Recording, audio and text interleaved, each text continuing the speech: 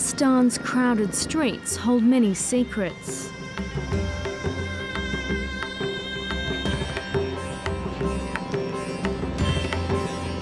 In this dusty office block, 42-year-old Amina Janjua is trying to unlock the mystery of what happened to her husband Masud. हाँ पीछे तो रहेंगे मगर जब हमारे ये जो बच्चे हैं कार्ड्स वगैरह बना लेंगे तो फिर हम पार्लियामेंट हाउस जाएंगे ना. Over 3.5 years ago, Masud went out for the day and never came back.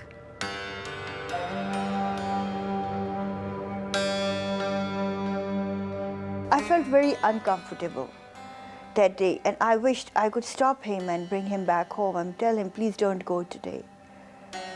I don't know why I was feeling that way. I never felt it before. So that was the day I saw him last.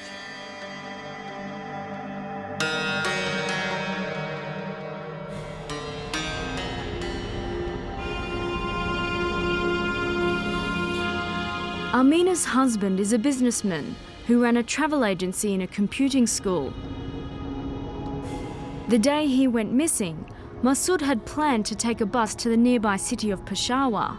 But to this day, Amina doesn't know if he got there.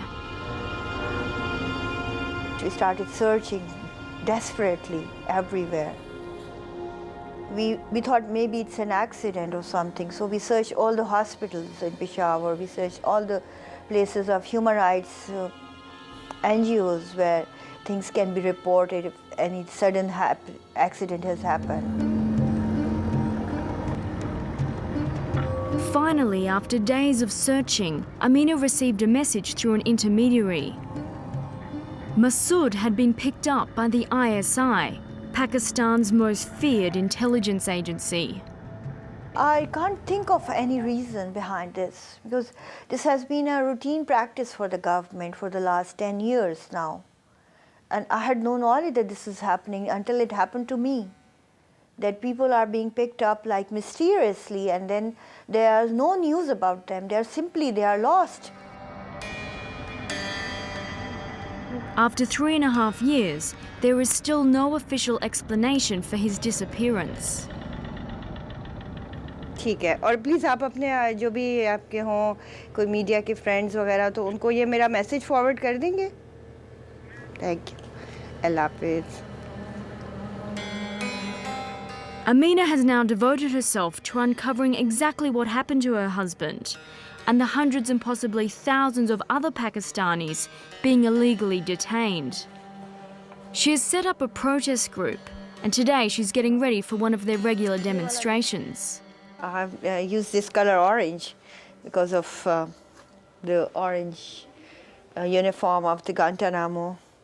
So what's written here is that there are Pakistani gitmos and they should be closed. And what I mean by Pakistani gitmos is that there are 300 illegal detention centers existing in Pakistan. Oh.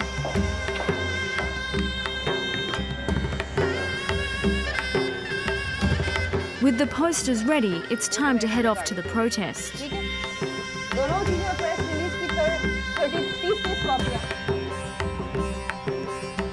हाजिर वो दोनों banners ले आना plastic वाले नया जो बनाए हैं उधर ही परेड ग्राउंड में उसी जगह. It's not easy to speak out in a country like Pakistan. To contact you. Intimidated by the intelligence agencies, Amina initially thought it was best to work quietly to try and secure her husband's release. And for 1 year I was engaged in meeting people and like ministers and army people and president and all. But there was still no official news of Masud. So Amina decided the only way forward was to protest publicly.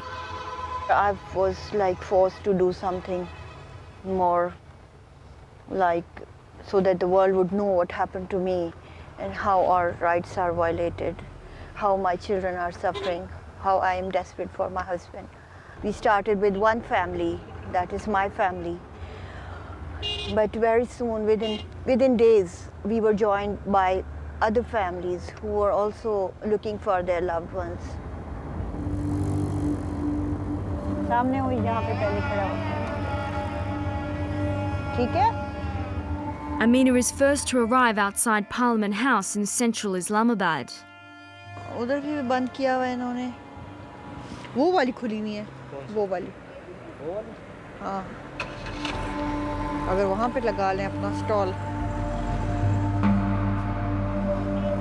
Mrs. Jandra, what's with all those police? Why are they here? They have come here for us. For you? Yes. Maybe not to protect us, maybe to stop us from going to the parliament. Other families of missing people soon arrive, each with their own tale of a desperate search for answers. ना पता होने की वजह ये है कि वो काफ़ी सारे लोग उसमें तो मर गए थे, लेकिन मेरा बेटा जो है वो ये ज़िंदा है और वो मुख्तलिफ ज़रियों से मुझे पता लगता है कि वो ज़िंदा है, मतलब है कि एजेंसियों वाले. An intelligence officer is watching closely, but these people are determined to carry on. जंग रहेगी, मसूद की रिहाई तक, जंग रहेगी, जंग रहेगी, मसूद की रिहाई तक, जंग रहेगी, जंग रहेगी. This woman, Zahida Sharif, was 8 months pregnant when her husband Abid disappeared in September 2005. Doctor Abid को रिहा करो. Her 3-year-old son, Zaifa, has never met his father. Later at her home, Zahida tells me that when her husband Abid, a doctor at a local hospital, first went missing, she was fearful that protesting might have terrible consequences. We have heard that if we complain, these agency people, they torture more the person they have. Zahida believes Abid was targeted by the intelligence agencies because he was deeply religious. But she says he wasn't an extremist. 5 times prayer he was offering, he had bear he had. But he wasn't hardliner. If you say that, he wasn't that. Zahida blames Western intelligence agencies for pressuring Pakistan to crack down on Islamists and hand them over. They were answering, do more, and for that do more, they were capturing innocent people, and they were selling them or they were giving them. Allegation is Al-Qaeda. If he had committed any crime or did something wrong, so he should have been produced in some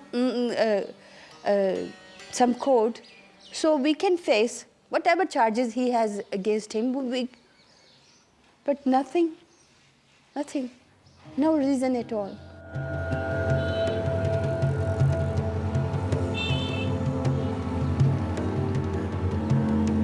Here in Pakistan, the intelligence service is extremely powerful. In the past, it's made and broken governments and even been implicated in political assassinations. It operates under a cloak of secrecy, which human rights groups have been unable to penetrate. How many people have gone missing in Pakistan since the war on terror began? That's a very important question, and I wish we knew the exact answer. Ms. Tahira Abdullah is an activist working with the Human Rights Commission of Pakistan. They're not sent to regular jails because then the number would be known. You know, we know who's in jail, we know what they're there for. Pakistani jails are open. You know, I can go to any jail and find out what any prisoner is there for. So therefore, they are kept in secret houses, which are called safe houses, which belong to intelligence agencies. They are interrogated there. Sometimes they are tortured to force confessions out of them. हम नहीं मानते, जुल्म के ये ज़ाब्ते, हम नहीं मानते, रिहा करो. Amina and her group have decided to take their protest down to the gates of Parliament.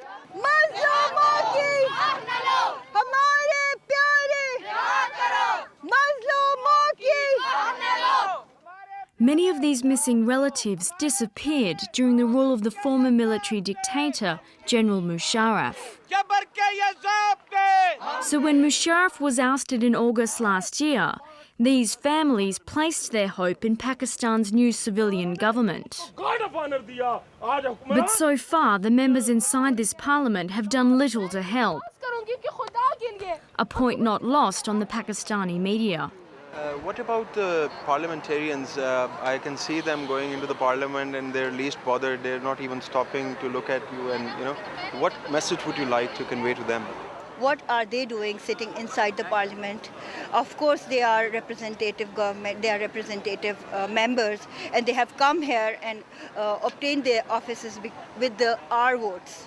Okay, so now it's their responsibility to provide relief to the people of Pakistan and act for the human rights causes. The new government of the Pakistan People's Party, contrary to their manifesto and contrary to the election promises, have just continued with the policies of the former military dictator General Pervez Musharraf.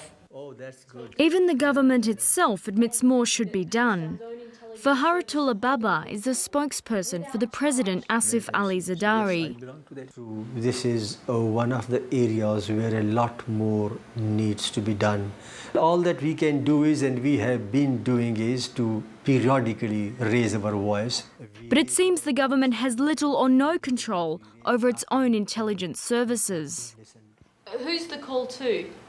Well, we raise this call publicly, we raise this call... But who to? Like when the government makes the call, if you're the government, who are you making the call to? It is a public commitment. It is a public commitment, and anybody or any people who have held them in detention, they get the message. But the government runs the country. Can't it just say, release everyone who's being held without charge? Well, constitutionally, nobody can be held without charge. Theoretically, yes, the government is, if the government says nobody should be held without charge, should be released, that is correct. In practice, if it doesn't happen, then this is one of the bitter realities.